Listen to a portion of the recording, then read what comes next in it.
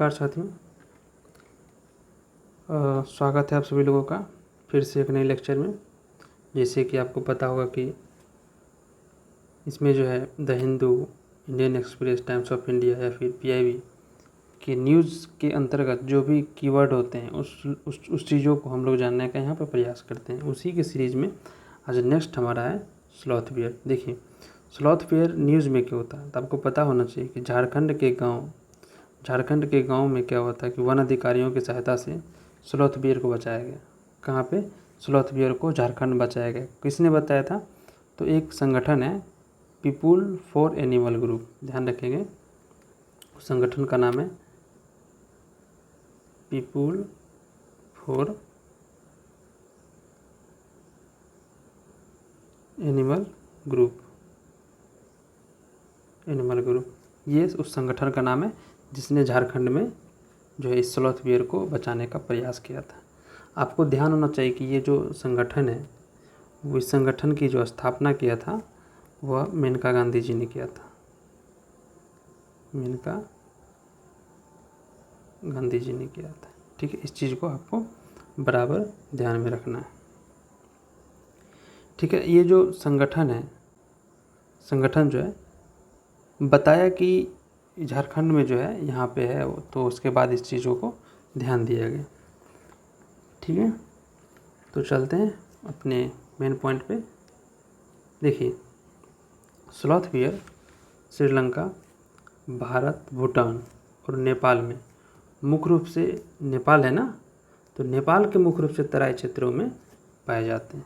आप लोग जो है ज्योग्राफी में तराई का अर्थ समझेंगे वहाँ पे। ठीक है, स्लॉथ बियर मुख्य रूप से दीमक और चींटियों खाते हैं। स्लॉथ बियर को ध्यान रखेंगे कि मुख्य रूप से दीमक और चींटियों खाते हैं तथा भालू की अन्य प्रजातियों के विपरीत नियमित रूप से अपने शावकों को पीठ पर ले जाते हैं। आपको ध्यान रखना है कि जो इसके अलावा अन्य जो भालू होते हैं वो अपने जो बच्चे होते हैं उनको अपने पीठ पर नहीं ले जाते हैं। क्या लिखा जा रहा है यहाँ पे? भालू की अन्य प्रजातियों के विपरीत नियमित रूप से अपने शावकों को अपने पीठ पर ले जाते हैं। ध्यान रखना है कि सबसे अलग तरह की ये मतलब बियर है जो अपने शावक को अपने पीठ पर ले जाते हैं। ठीक है, ये शहद खाने के बहुत शौकीन होते हैं, ये भी ध्यान रखना, इसीलिए इन्हें हनी बियर के नाम से जाना जाता है। ठीक है, स्लॉथ बियर हाइबरनेट का मतलब होता है शीत निद्रा की स्थिति में नहीं आते हैं, मतलब शीत निद्रा की स्थिति में नहीं जाते हैं। ठीक है, ये चीज़ ध्यान रखना, हाइबरनेट की स्थिति इनमें नहीं पाया जाता।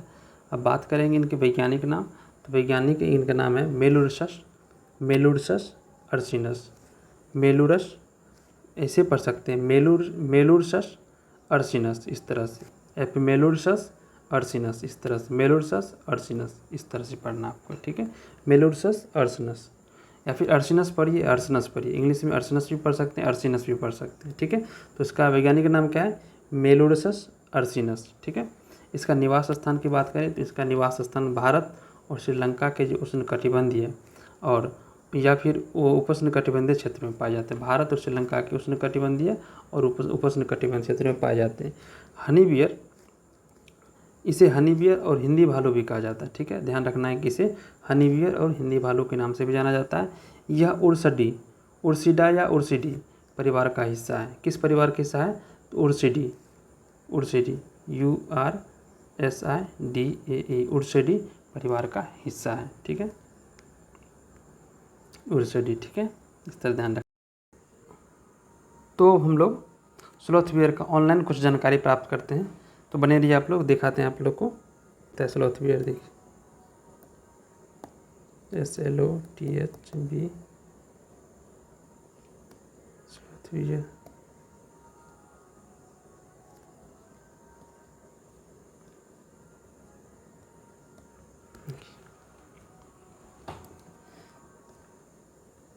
देखिए ये हमारा स्लॉथ बियर, क्या लिखा है ना, sloth bear also called honey bear, Hindi में भालू बोलते हैं इसको, forest dwelling bear, family Ursidae हम वहाँ बताए थे, यूरिसिडे परिवार से है ये। दैट इनहेबिटेड ट्रॉपिकल और सब ट्रॉपिकल बताया था, उष्णकटिबंधीय सब ट्रॉपिकल। इस तरह से सब नेम ऑफ द इट्स।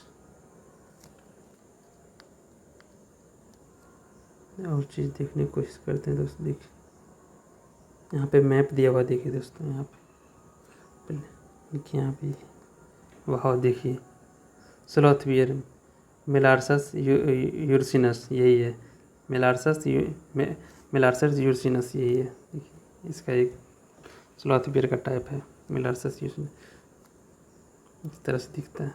ये देखिए पिक्चर देख पा रहे हैं आप लोग, ये बैठे में डॉगी जैसे थोड़ा लग रहा है, इस तरह से है। देखिए ये है कि ये जो मैप दिया हुआ है, देखिए आप लोग, ये जो मैप दिया हुआ है, सॉरी आप लोग देख पा रहे हैं, ये जो मैप है ये स्लॉथ बियर का वैश्विक वितरण दिया हुआ है। देखिए आप लोग को दिखाते हैं, ये ज्योग्राफिक रेंज है 8 बियर पे, आप मतलब 8 प्रकार के जो बियर होते हैं, भालू होते हैं, उसके दिया हुआ। देखिए यहाँ पे एक सॉरी देखिए यहाँ पे इस तरह से, देखिए यहाँ पे एक चीज़ दिखा रहा हूँ। हो देखिए, हाँ ठीक है, ओके। देखिए यहाँ पे है अमेरिकन ब्लैक बियर, अमेरिकन, ये देखिए यहाँ पे है ना, एक सेकेंड, ये जो अमेरिकन ब्लैक बियर, सॉरी ऐसा क्यों हो रहा है दोस्त, देखो जी अमेरिकन है ना, अमेरिकन ब्लैक बियर, देखिए इसका जो एरिया है नॉर्थ अमेरिका, देखिए इस तरह से पाया जाता है यहाँ पे नॉर्थ अमेरिका में, इस तरह से, ठीक है। और ये है पोलर बियर, एक है पोलर बियर, देखिए पोलर बियर का क्षेत्र, पोलर बियर का जो एरिया है ये देखिए, पोलर बियर तो पोलर क्षेत्र में रहेगा ऑब्वियसली। देखिए ये पोलर बियर का क्षेत्र है, ये पोलर बियर देख रहे हैं ना, पोलर बियर के क्षेत्र में ये है यहाँ। अब देखिए ऑस्ट्रेलिया, ये है एशियाटिक ब्लैक बियर, यहाँ देखिए एशियाटिक ब्लैक, ये जो है, ये जो रेंज देख रहे हैं हिमालयन रेंज, यहाँ पे है, देखिए इस तरह से, इस तरह चाइना वाली पार्ट में, देखिए कुछ जापान के द्वीप पे भी है, देखिए इस तरह से देखिए यहाँ पे है कौन सा, तो एशियाटिक ब्लैक बियर, ठीक है। इस तरह से आप है स्लॉथ बियर, जो अभी जो हम लोग पढ़ रहे हैं स्लॉथ बियर का जो पार्ट है, इसको हम पहले बाद में देखेंगे। पहले हम लोग ब्राउन बियर, ब्राउन बियर देखिए इस तरह से, किस तरह यूरेशिया में फैला हुआ है, ये देखिए इस तरह से ये ब्राउन बियर है। अब एक एक्सपेक्टल्ड बियर ग्रीन में, तो ग्रीन वाले पार्ट देखिए यहाँ पे, इस थोड़ा सा जो है यहाँ पे, ये साउथ अमेरिका जो है ना, ये रेंज इस यहाँ पे पर्वतमाला क्षेत्र है, वहाँ पे ठीक है। यहाँ पे अब है ये कर दिए हम लोग, ब्राउन बियर हो गया, एक्सपेक्टल्ड हो गया। अब है जियांट पांडा, रेड है जियांट पांडा, देखिए इस जगह पे,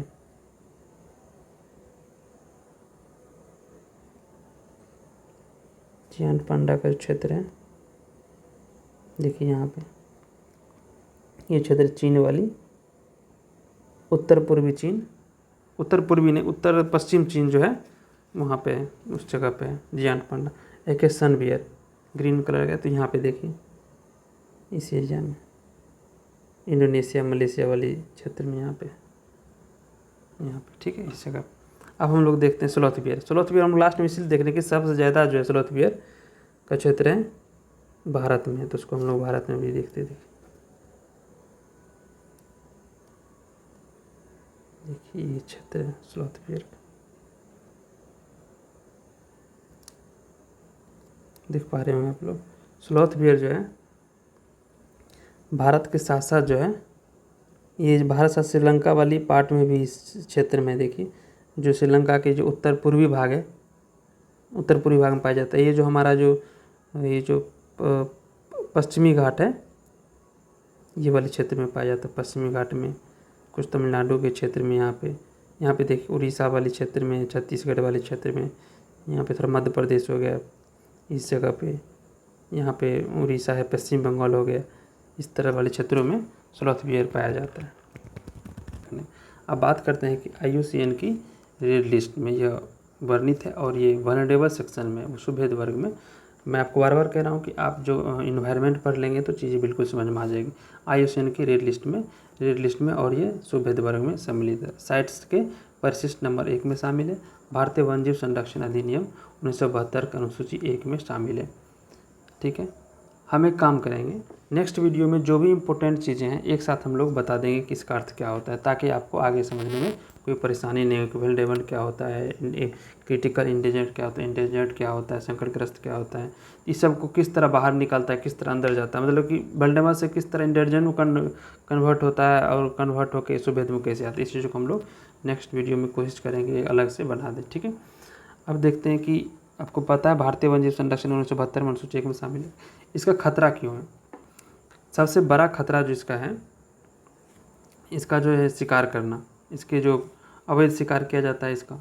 ठीक है, तो निवास स्थान की हानि हो रही है इसकी। ठीक है, इससे होता है ना कि मानव और जीव संघर्ष की वजह से जो है निवास स्थान की हानि हो रही है। शरीर के अंगों के लिए अवैध शिकार किया जा रहा है। स्लॉथ बियर की प्रजाति के लिए सबसे बड़ा खतरा है। सबसे बड़ा खतरा क्या है कि इसके जो अवैध शिकार है, इसके शरीर के अंगों का दुरुपयोग किया जा रहा है, इसके शरीर के अंगों को बेचा जा रहा है किसी दूसरे कामों के लिए। ठीक है, स्लॉथ बियर को तमाशा दिखाने या प्रदर्शन में उपयोग के लिए पकड़ लिया जाता है। ठीक है, ये ध्यान रखना है कि उनको तमाशा दिखाने के लिए पकड़ लिया जाता है। साथ ही उनके आक्रामक व्यवहार और फसलों को नुकसान पहुंचाने के कारण भी स्लॉथ बियर का शिकार किया जाता है। ठीक है, इनकी एक कमी है कि ये जो है आक्रामक व्यवहार होता है स्लॉथ बियर का और फसलों को नुकसान पहुंचाते हैं, इसलिए जो है इनको शिकार किया जाता है। ये सब चीज़ 3-4 पॉइंट है, मेंस के पॉइंट ऑफ व्यू से ये चीज़ें यहाँ पे आप लोग इसको देख सकते हैं। ठीक है, आगे देखते हैं। नेक्स्ट है एनाबॉलिक स्टेरॉयड्स। देखिए, एनाबॉलिक स्टेरॉयड चर्चा में क्यों था? देखिए, हाल ही में क्या हुआ था कि एक परीक्षण हो रहा था, तो परीक्षण में क्या हुआ कि ये विफल हो गया, जिसकी वजह से एनाबॉलिक स्टेरॉयड को प्रतिबंध लगा दिया गया 4 साल के लिए। आपको हम डायरेक्ट बता दें कि भारत के 2 ट्रैक एंड फील्ड जो टोक्यो ओलंपिक थे, प्रतिबंध एनाबॉलिक स्टेरॉयड का उपयोग करने के लिए 2 परीक्षण में विफल हो गया था, जिसके कारण जो है 4 साल के लिए इसे जो है प्रतिबंध कर दिया था। कौन था? इसको नाम लिख देते हैं, track and field Tokyo Olympian, ये चीज़ था। यही थे कि एनाबॉलिक स्टेरॉयड का उपयोग करने के लिए 2 परीक्षण में विफल रहा, जिसकी वजह से जो है इनको 4 साल के लिए प्रतिबंध करने का सामना किया गया। प्रतिबंध की वजह से ये जो है न्यूज़ में था। अब देखते हैं कि होता क्या। देखिए, एनाबॉलिक स्टेरॉयड का प्रयोग एनाबॉलिक स्टेरॉयड का प्रयोग आमतौर पर बॉडी बिल्डर द्वारा किया जाता है। ठीक है, ध्यान रखना है कि इसका उपयोग जो है बॉडी बिल्डर के लिए द्वारा किया जाता है।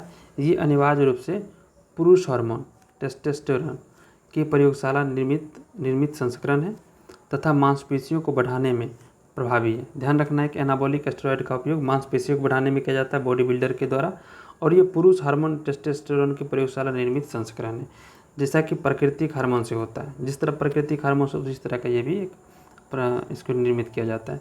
यह किसी व्यक्ति में पुरुष विशेषताओं को बढ़ाता है, जैसे चेहरे के बाल का आना और भारी आवाज़ हो जाना, इनके वजह से एनाबॉलिक स्टेरॉयड के सेवन से होता है। देखिए, इसी का एक अलग है कि एनाबॉलिक और स्टेरॉयड, ये जो एनाबॉलिक स्टेरॉयड है, ठीक है, और कॉर्टिकोस्टेरॉइड्स, यह है कॉर्टिकोस्टेरॉइड्स। पढ़ने में परेशानी हो रही है आप लोग को। देखिए, कॉर्टिकोस्टेरॉइड्स, ठीक है, से अलग। इस दोनों में क्या अंतर, एनाबॉलिक स्टेरॉयड और कॉर्टिकोस्टेरॉइड्स क्या है? देखिए, यहाँ है कि हालांकि ये स्टेरॉयड मतलब उसके अपेक्षाकृत जो एनाबॉलिक स्टेरॉयड्स है उसके अपेक्षाकृत ये चर्चा कर रहा है कि हालांकि ये स्टेरॉयड उन स्टेरॉयड से बहुत अलग है जिनका सुझाव डॉक्टर द्वारा दिया जाता है, जैसे सूजन, जैसे कि कॉर्टिकोस्टेरॉइड से अलग।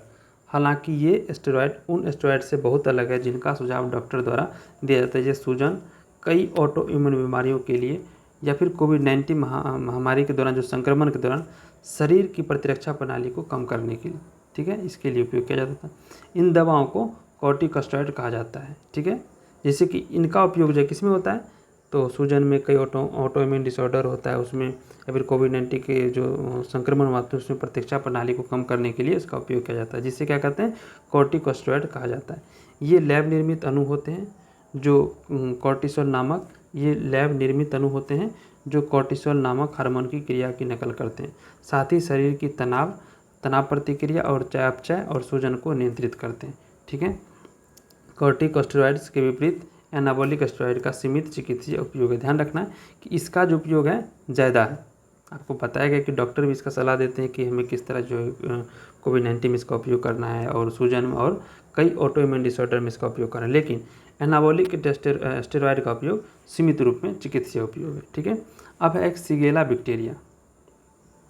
शिगेला बैक्टीरिया नेक्स्ट है शिगेला बैक्टीरिया। देखिए शिगेला बैक्टीरिया न्यूज में क्यों था, तो आपको पता होना चाहिए कि शिगेला बैक्टीरिया जो है केरल के जो कासरगोड जिला है, केरल के, ये लिखने का कोई मतलब नहीं, फिर भी आपको केरल के, आपको ये भी तो पता होना चाहिए कि केरल में जो है एक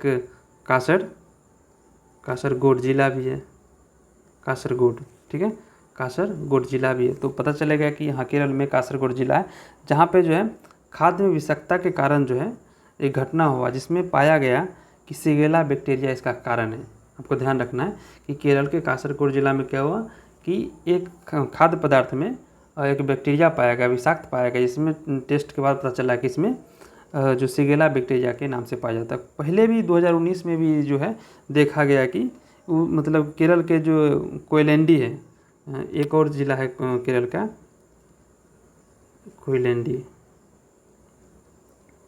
कोयलेंडी ज़िला में भी इस तरह के बैक्टीरिया को पाया गया था, कोयलेंडी। आप देखिए, आप आसानी से इस करंट अफेयर के जरिए आप केरल के 2 जिला का नाम आप देख सकते हैं, एक है कासरगोड और कोयलेंडी।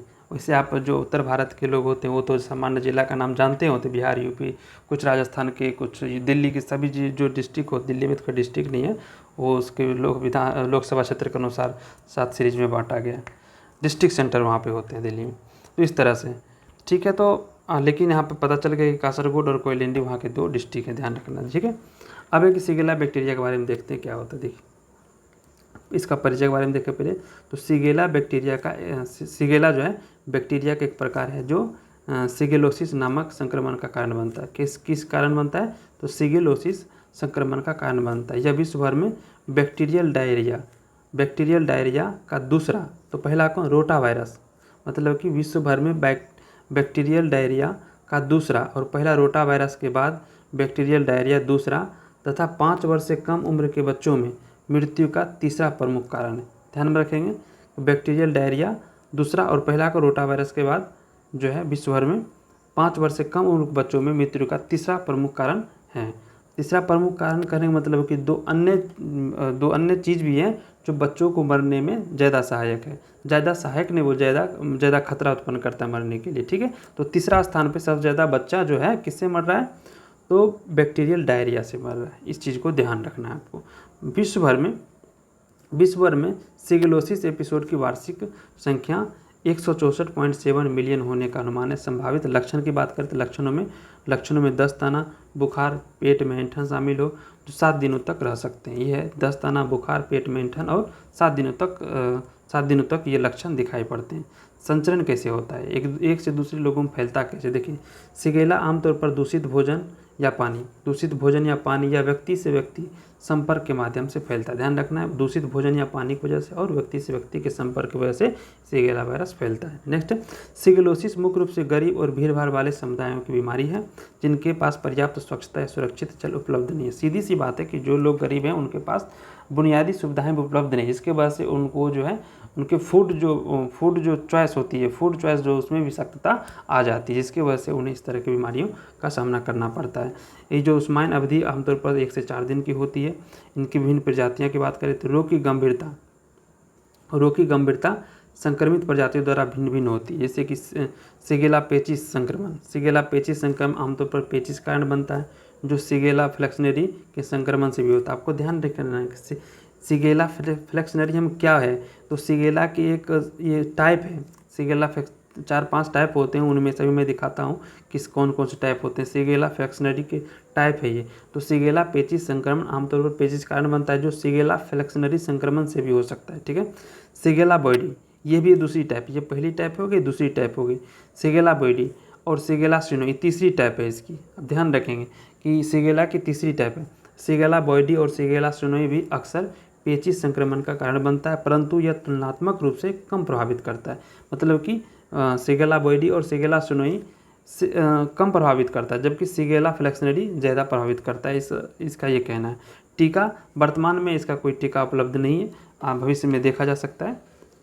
ठीक है। और इसकी बात करें तो मध्यम प्राथमिकता वाले बैक्टीरिया की बात करें तो बहुऔषध प्रतिरोध की बढ़ती दर के कारण, वजह बता रहे हैं कि बहुऔषध प्रतिरोध की बढ़ती दर के कारण विशेष रूप से एशियाई और अफ्रीकी देशों में फ्लोरोक्विनोलोन के प्रतिरोध के ये जो है एक एंटीबायोटिक है, फ्लोरोक्विनोलोन के प्रतिरोध के कारण इसे WHO प्राथमिकता रोगजनों की एंटीबायोटिक सूची द्वारा नए एवं प्रभावी एंटीबायोटिक उपचार के अनुसंधान व विकास के लिए एक मध्यम प्राथमिकता प्रतिरोधी बैक्टीरिया के रूप में वर्गीकृत किया है।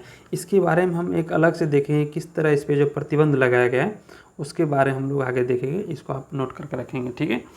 इस सेंटेंस को हम लोग आगे देखेंगे तो चीज़ें क्लियर हो जाएगा, अभी क्लियर नहीं हुई होगी, हम लोग आगे इसको क्लियर करेंगे, ठीक है।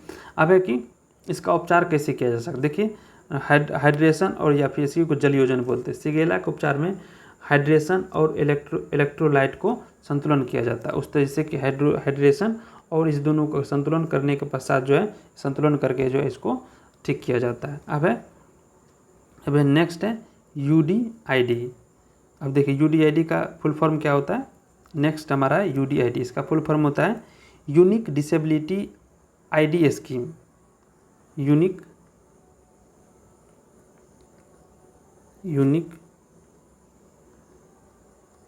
डिसेबिलिटी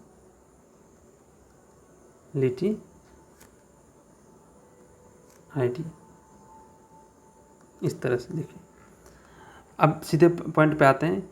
दिव्यांग व्यक्तियों के लिए विशिष्ट ID परियोजना को दिव्यांग हेतु एक राष्ट्रीय डेटाबेस बनाने और प्रत्येक दिव्यांग व्यक्ति को एक विशिष्ट पहचान पत्र, जो दिव्यांग व्यक्ति हैं उनकी विशिष्ट पहचान की जारी करने के लिए दृष्टि से UDID का यूनिक डिसेबिलिटी ID का प्रोग्राम शुरू किया गया, ठीक है। इसका उद्देश्य जो है, इसका उद्देश्य की बात करें तो सरकार द्वारा अपने विभिन्न मंत्रालयों और उनके विभागों के माध्यम से प्रदान की जाने वाली योजनाओं तथा अवसरों का लाभ उठाने के लिए दिव्यांगजनों को नया UDID कार्ड विकलांगता प्रमाण पत्र प्राप्त करने में सक्षम बनाता है। अर्थात जो भी विकलांग व्यक्ति हैं उनके लिए जो भी सरकारी योजनाएं आएंगी विभिन्न मंत्रालय और उनके विभागों के माध्यम से उनको जो है लाभ उठाने में इस ID के माध्यम से एक होते हैं ना, छँटनी करना आसान हो जाएगा, उस लाभ को प्राप्त करवाना इन वर्गों के लिए आसान हो जाएगा। इसके लिए UDID बनाने का प्रयास किया जा रहा है, ठीक है।